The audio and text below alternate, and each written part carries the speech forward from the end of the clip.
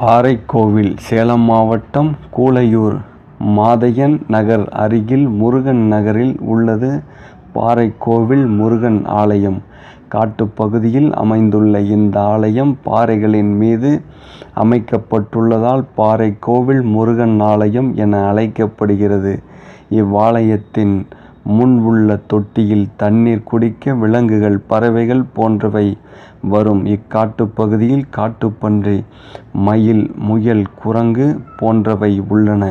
கோவிலுக்கு செல்லும் வழியில் முன்பு இருந்த நிழல் தரக்கூடிய ஒரு பெரிய ஆலமரம் அகற்றப்பட்டு ஆலமரத்தை அடைவதற்காக மண் சாலை அமைக்கப்பட்டுள்ளது. பழமையான வழிபாட்டு தலமான இது 50 ஆண்டுகளுக்கு முன்புதான் கோவிலாக கட்டமைக்கப்பட்டுள்ளது. இவ்வாலயத்தின் அருகில் பெருமாள் கோவில் இருக்கிறது.